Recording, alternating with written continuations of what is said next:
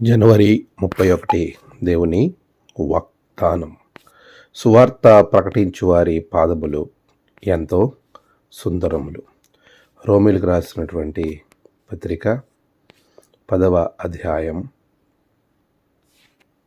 15వ వచనం. మన ప్రభువైన యేసుక్రీస్తు నామములో మీ అందరికీ ఈ ఉదయము శుభములు తెలియచేయచ్చు ఉన్నాను. మరియు ఆంధ్ర ఎవెంజలికల్ లూథరన్ సంఘము గోదావరి సినుల సువార్త దినోత్సవ శుభాకాంక్షలను తెలియచేయచ్చు ఉన్నాను. ప్రియులారా, ఎలా ఉన్నారు? అందరూ క్షేమంగా ఉన్నారు కదా? దేవాది దేవుని మహాకృపను బట్టి మనము మరొక నూతనమైన దినాన్ని చూడటానికి ప్రభు ఇచ్చిన ఈ మంచి తరుణాన్ని బట్టి దేవునికి నేను కృతజ్ఞతాస్తుతులు చెల్లిస్తూ ఉన్నాను.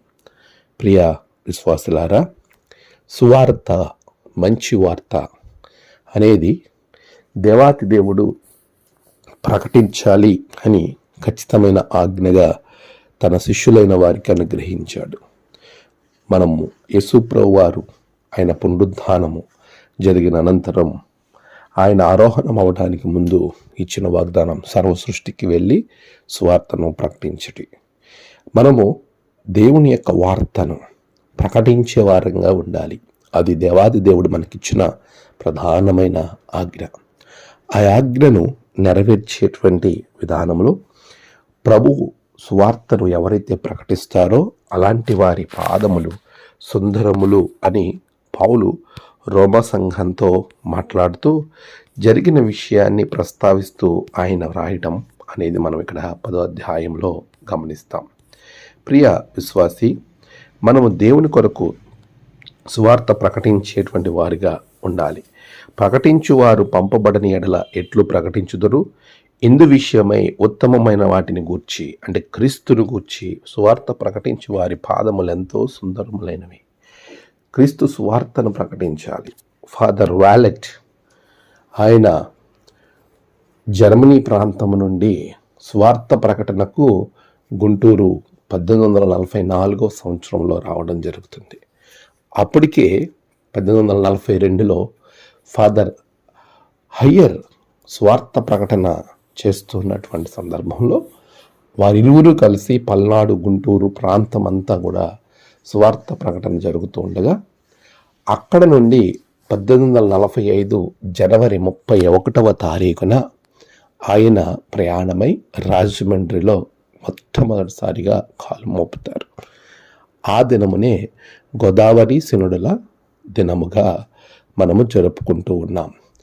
అది మొదలుకొని ఆయన స్వార్థ ప్రకటన రాజమండ్రి, ధవళేశ్వరం, పాలకొల్లు, నరసాపురం ఆ చుట్టుపక్కల ప్రాంతాలన్నీ కూడా ఆయన స్వార్థ ప్రకటన అత్యంత భారభరితంగా చేయటం, తద్వారా దేవుని యొక్క వాక్యం అనేకులకు అందింపబడి ఆయన చేసిన పరిచర్య ఫలితమే గోదావరి జిల్లాలలో విశాఖపట్నం, తూర్పు గోదావరి, పశ్చిమ గోదావరి జిల్లాలలో నేడు మనం చూస్తున్న ఆంధ్ర ఎవెంజలికల్ లూథరన్ సంఘం. అక్కడ గోదావరి కాన్ఫరెన్స్, ఆ రాజమండ్రి ప్రాంతంలో జరిగిన స్వార్థ సేవ ఫాదర్ వాలెట్ గారి ద్వారా విస్తరింపబడి, గుంటూరు ప్రాంతంలో హయ్యర్ గారి ద్వారా విస్తరింపబడి, రెండూ కలిసి ఆంధ్ర ఎవెంజలికల్ లూథరన్ సంఘముగా ఏర్పడటం అనేది మనం చూస్తాం. ప్రియులారా, స్వార్థ ప్రకటన చేయటం దేవుడు మనకిచ్చిన గొప్ప భాగ్యం. అలాంటి స్వార్థ దినోత్సవం రోజునాడు తిరిగి మనమందరం పునరాలోచన చేసుకుంటూ దేవుని సువార్తను మనం చేతనైనంత వరకు మనం ఇతరులకు తెలియజేసే వారంగా ఉండాలని ప్రభు మనలను కోరుకుంటూ ఉన్నాడు. అలా చేసిన వారికి దేవుడు తన రాజ్యమందు గొప్ప బహుమతి అనుగ్రహిస్తాడు. ఆమేన్. ప్రార్థన. సర్వశక్తిమంతుడా, గొప్ప దేవ, నీ బిడ్డలను బహుగా మీరు దీవించండి. నేడు జన్మదినము, వాహదినము, ఆయా విశేష దినములు జరుపుకుంటున్న బిడ్డలను బహుగా ఆశీర్వదించండి. ప్రభువా, నేడు ప్రయాణాలలో, పనులలో, వారు తలపెట్టిన కార్యములలో అన్నిటిలో నీ బిడ్డలకు నీవు తోడే ఉండండి. మీ సహాయము బిడ్డలకు అనుగ్రహించమని ప్రార్థిస్తూ ఉన్నాను. గొప్ప దేవుడవు, ఆశ్చర్య కార్యాలు జరిగించండి.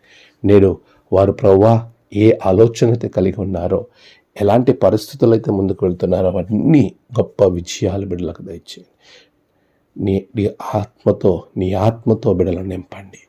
యేసు నామమున ప్రార్థించి వేడుకొంచున్నాం తండ్రి, ఆమేన్. తండ్రి, కుమార, పరిశుద్ధాత్మ త్రియేక దేవుని దీవెన మీకు తోడుగా ఉండి నడిపించును గాక. ఆమేన్.